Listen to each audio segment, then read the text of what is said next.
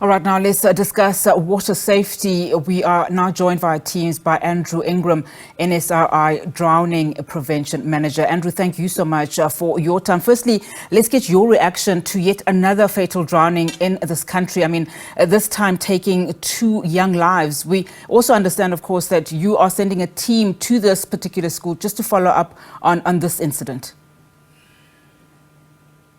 Hi, Onati. Yes, thank you very much for having us on your show. This is an absolute tragedy. It really is just one of those things that words are simply not good enough for. It is also, unfortunately, extremely common for what we call a failed peer rescue. So this means one child gets into difficulty in the water, or one person gets into difficulty in the water, and another person, often a child, tries to go and help that person who is originally in difficulty, but they don't have the understanding of what to do and how to safely get that person out of the water. So without knowing the details of exactly what happened at this incident, it seems that it was a classic failed peer rescue, one child trying to help another.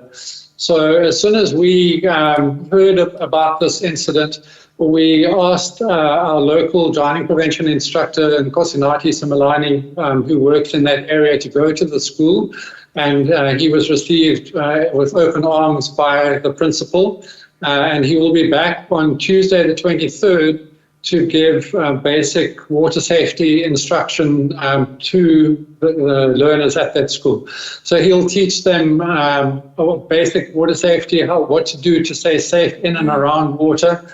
Very importantly, how to help somebody if they get into difficulty in water, who to call for help, and then how to do CPR. Andrew, and then later we will follow up. No, apologies for that. I just want to stay with that visit that Nkosinathi from your team had. I mean, of course, we know that this matter is under investigation. Was he able to ascertain what happened? No, that's really not part of what we want to do. So I think what happened was an absolute tragedy, and that's as far as we, as the NSRI, would like to go. What we now want to focus on is how to best proceed from here.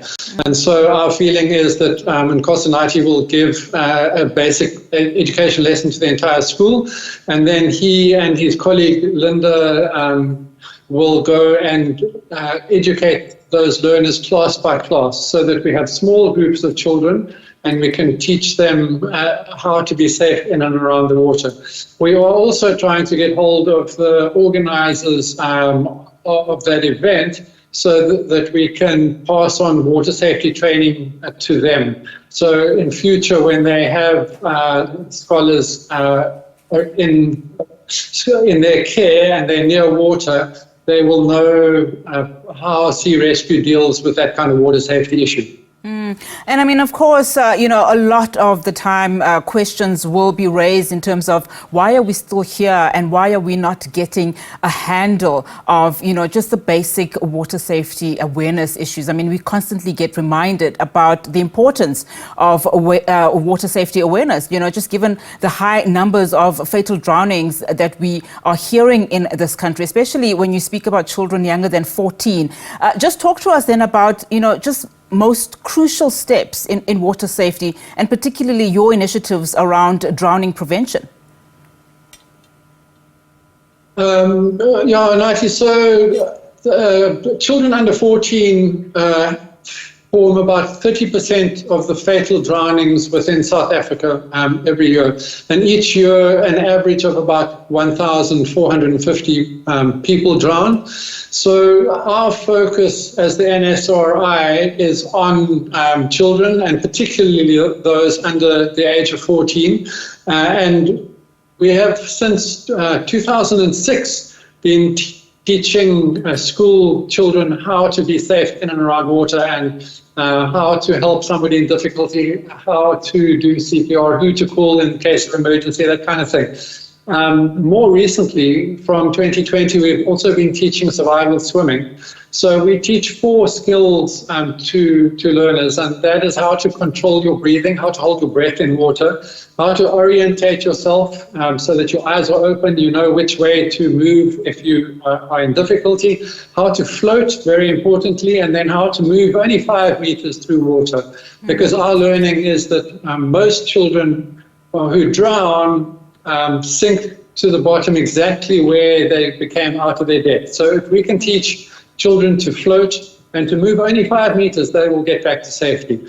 So I think that it's all of these lessons that we're trying to roll into a package that we can help the Daveyton children and in fact, all of children around South Africa. It's a life skill. It's something that all of our children should know how to do. Be safe around water and know how to swim. And I mean, do those tips then also apply when entering open water like rivers and lakes? Because we know in this particular incident, this happened in Henops River near Centurion. We understand, of course, that one boy, one would imagine that he probably thought he could swim or handle the water, ran in first, and then he was followed by another boy younger than him trying to see if he could possibly rescue him. But unfortunately, they both, drowned and died subsequent to that. I mean, do these, lessons around water safety also apply to conditions where somebody falls into a river like the Henops River? Absolutely. Actually, the basic skills are the same, whatever the water body. So I think that it's really important for children to know the dangers that water present to them. So, for example, you mentioned that the one child went into the water and he might have thought he could swim. It's actually extremely common when our instructors go into a class, they will ask the children in that class, how many of you can swim? And all of the hands go up. And then the instructor says to them, and how many of you can swim if the water is as deep as the ceiling? And all of those hands go down. And the lesson from that is that many children think of swimming as playing in the water, not as being able to float or actually to move through the water. So you need to actually articulate that to children and to educators and parents, and then just hammer home constantly that drowning is silent. The parents, the caregivers and educators have to watch children all the time when they're around water. You're not going to hear somebody drowning. You have to be watching them.